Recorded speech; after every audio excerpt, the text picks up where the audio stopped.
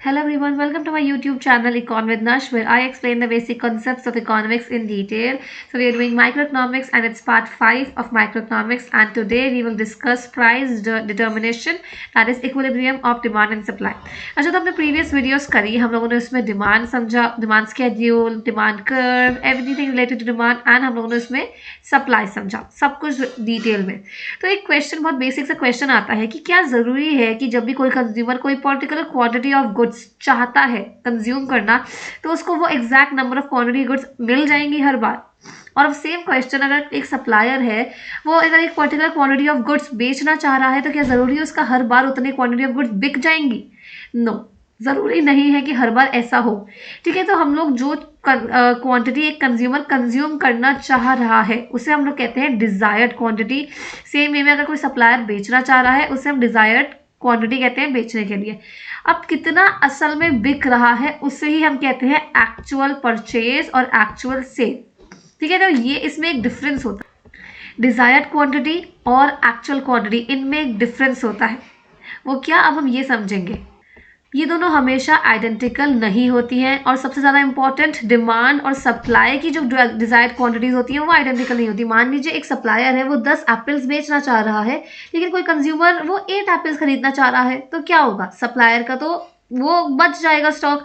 10 है, वो डिमांड 8 की करी जा रही है, तो उसके 2 एप्पल्स बच जाएंगे। और मान लीजिए वो कंज्यूमर 15 एप्पल्स लेना चाह रहा है और सप्लायर 10 बेचना चाह रहा है, तो क्या होगा? वहां पे शॉर्टेज हो जाएगी, डिमांड ज्यादा है, सप्लाई कम है। ये आइडेंटिकल नहीं होते। अब इसका रीजन क्या है? सबसे ज्यादा इंपॉर्टेंट जो रीजन है वो है प्राइस। प्राइस डिफरेंट होती है। कंज्यूमर जिस प्राइस पे कोई चीज खरीदना चाह रहा है, शायद सप्लायर उस प्राइस पे बेचना ना चाह रहा हो। एक डिफरेंस जो होता है ये प्राइस की वजह से होता है, सबसे ज्यादा इंपॉर्टेंट डिफरेंस।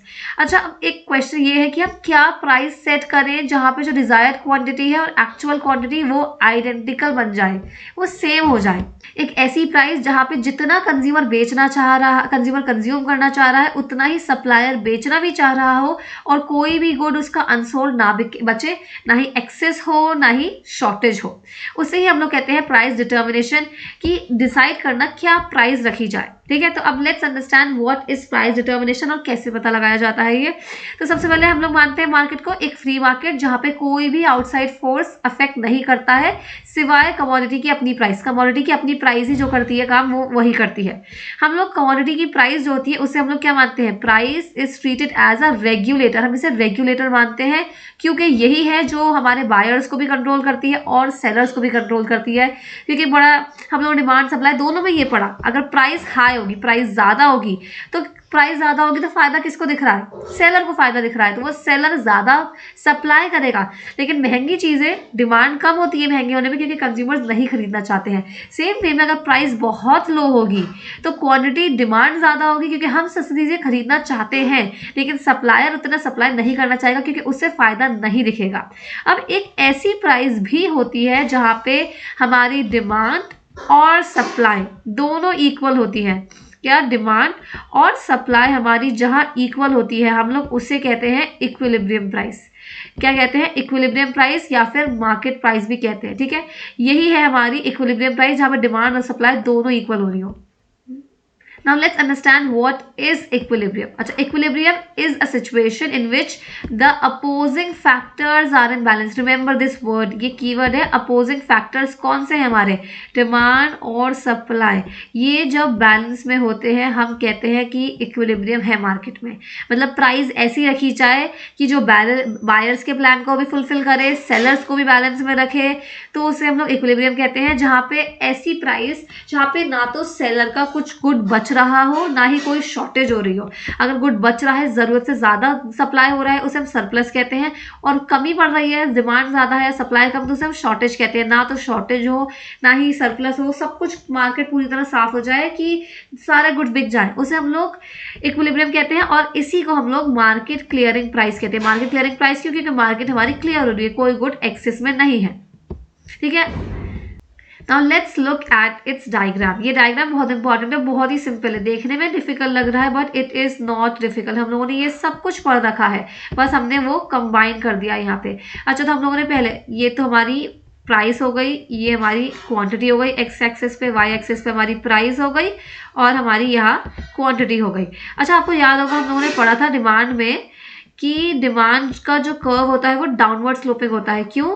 क्योंकि नेगेटिव रिलेशन होता है प्राइस और क्वांटिटी के बीच, प्राइस बढ़ती है तो डिमांड कम होती है। सेम वे में सप्लाई का हमारा क्या होता है, अपवर्ड स्लोपिंग कर्व होता है, पॉजिटिव रिलेशन होता है। जब प्राइस बढ़ती है तो सप्लाई बढ़ती है, तो सप्लाई बढ़ रही है यहाँ, और डिमांड कम होती है जब प्राइस बढ़ती है। ठीक है, तो ये हमारा हो गया डिमांड कर्व और सप्लाई कर्व। बस इन्हीं दोनों कर्व्स को हमने यहाँ कंबाइन करके इक्विलिब्रियम पॉइंट पता करा है। ये हमारा D1 हमारा डिमांड कर्व है और SS1 हमारा सप्लाई कर्व है। अब जिस पॉइंट पे ये दोनों एक दूसरे को इंटरसेक्ट कर रहे हैं, इंटरसेक्ट का मतलब है एक दूसरे को काट रहे हैं, ये इस पॉइंट पे एक दूसरे को काट रहे हैं, यही हमारा इक्विलिब्रियम पॉइंट है। E is our equilibrium point. तो इक्विलिब्रियम पॉइंट ये है हमारा, और इक्विलिब्रियम प्राइस हमारी 20 और क्वांटिटी 6। ठीक है, तो हमारा 20 जब हम प्राइस सेट करेंगे, ये हमारा प्राइस डिटर्मिनेशन हमने पता लगा लिया। 20 प्राइस पर हमारा इक्विलिब्रियम पॉइंट आएगा, मार्केट में इक्विलिब्रियम हो जाएगा।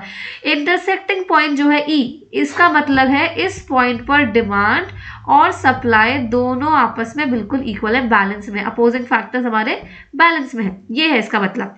ठीक है, अच्छा अब देखते हैं अगर हम प्राइस बढ़ा दें, प्राइस अगर हम 30 कर दें मान लीजिए, तो 30 प्राइस पे क्या होगा, ये हमारे 30 प्राइस पे डिमांड कर्व हमारा 4 पर है, यानी क्वांटिटी डिमांडेड 4 है, और हमारा सप्लाई कर्व 8, यानी क्वांटिटी जो हमारी सप्लाई है वो 8, यानी डिमांड हमारी 4 की है, कम है, सप्लाई ज्यादा हो रहा है, इसका मतलब गुड्स हमारे एक्स्ट्रा है, बच रहे हैं, एक्सेस में है, इसलिए हम इसे सरप्लस कहेंगे, ये सिचुएशन नहीं चलेगी। सेम वे में अगर हम डिमांड प्राइस कम कर दें, मान लीजिए 10 कर दें, 10 में हमारा सप्लाई कर्व 4 पर आ रहा है और डिमांड कर्व 8 पर, यानी सप्लाई 4 की है, सप्लाई कम है, और डिमांड 8 की है, ज्यादा है डिमांड, यानी हमारा डिमांड ज्यादा सप्लाई कम है, यानी शॉर्टेज ऑफ गुड्स चल रहा है।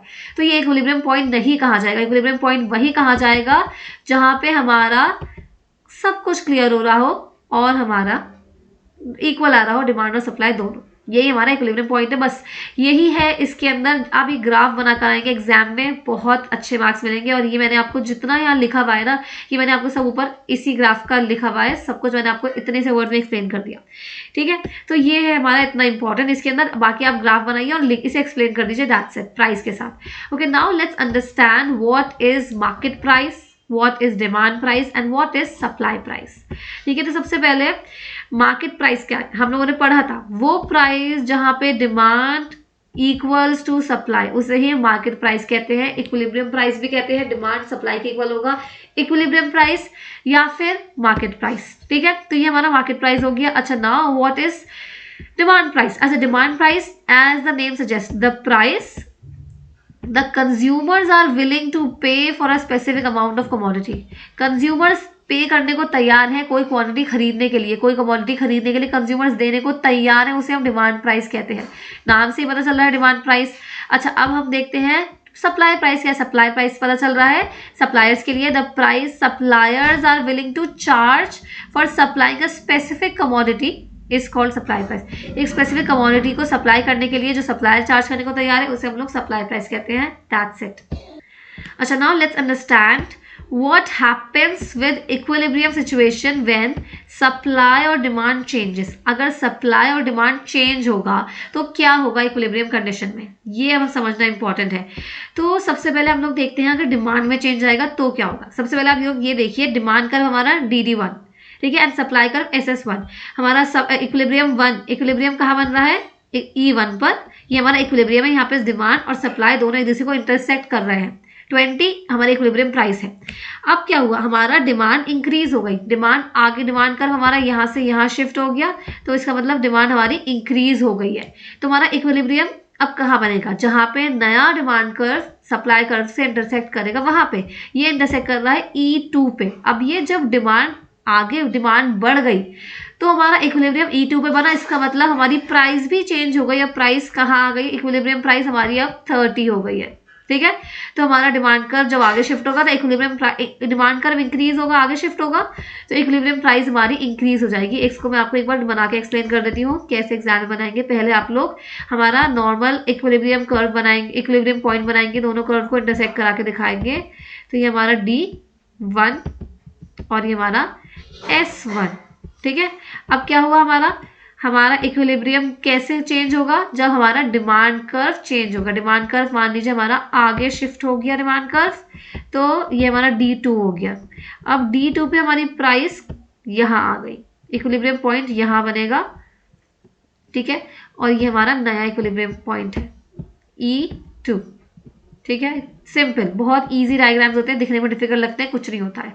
अच्छा, अगर डिमांड कर्व पीछे शिफ्ट होता तो क्या होता? डिमांड कर्व अगर पीछे शिफ्ट होता तो आप लोगों को देख रहा होगा प्राइस हमारी कम हो गई है, पहले से इधर से प्राइस हमारी कम हो गई। तो अगर डिमांड कर्व आगे शिफ्ट हो रहा है प्राइस इंक्रीज होगी, पीछे शिफ्ट होगा प्राइस डिक्रीज होगी। ये था effect of changes in demand. Demand में अगर चेंज आएगा तो इसका इफेक्ट ये है। अब हम पढ़ते हैं सप्लाई में चेंज अगर आए, सप्लाई कर्व चेंज होगा, ये भी देख लेते हैं हम लोग। सप्लाई कर्व कैसे चेंज हुआ, ये हमारा सिंपल सेम जो हमारा चल रहा है diagram, D1 demand curve and हमारा S1 सप्लाई कर्व। इस पॉइंट पे ये इक्विलिब्रियम पॉइंट है E1 पर, 20 हमारी इक्विलिब्रियम प्राइस है। अब क्या होगा, सप्लाई कर्व अगर आगे की साइड शिफ्ट होगा, सप्लाई कर्व आगे शिफ्ट हुआ तो ये जहां इंटरसेक्ट करेगा डिमांड कर्व को वो हमारा न्यू इक्विलिब्रियम पॉइंट होगा, E2 हमारा न्यू इक्विलिब्रियम पॉइंट है।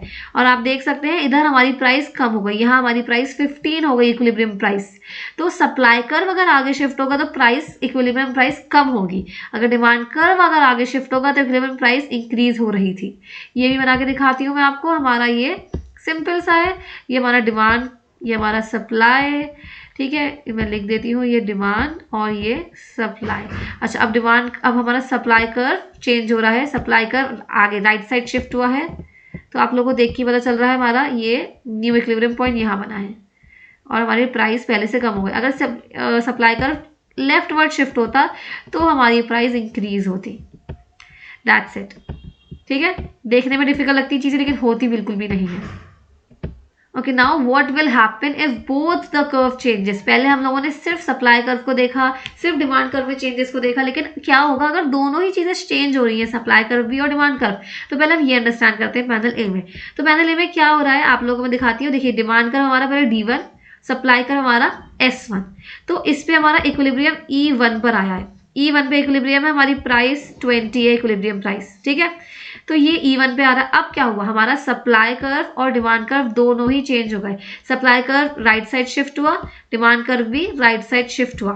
ये हमारा D2 नया डिमांड कर्व, S2 नया। अब जहां दोनों नए डिमांड कर्व इंटरसेक्ट करेंगे वो हमारा इक्विलिब्रियम पॉइंट होगा। ये नया वाला और नया वाला यहाँ इंटरसेक्ट कर रहे हैं E2 पर, तो ये हमारा नया डिमांड कर्व होगा। हमारी देखिए प्राइस सेम ही है, प्राइस हमारी 20 ही है, पहले भी 20 थी और अब भी 20 है।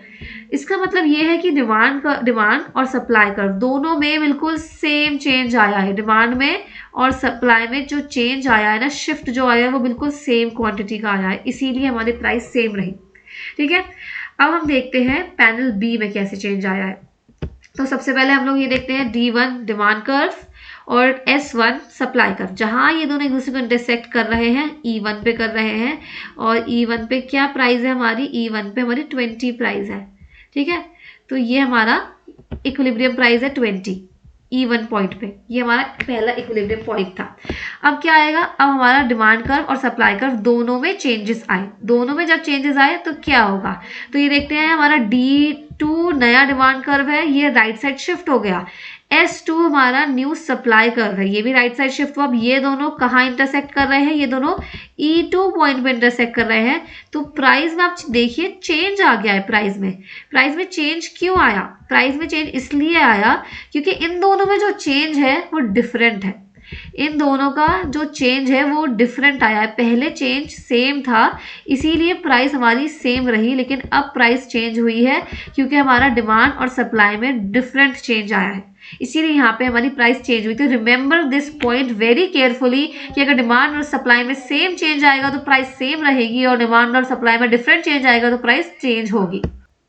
That's it in equilibrium. इसमें इतना ही इंपॉर्टेंट है, बहुत ही छोटू सा चैप्टर है, बहुत सिंपल है, बहुत ज़्यादा, लेकिन बहुत इंपॉर्टेंट है।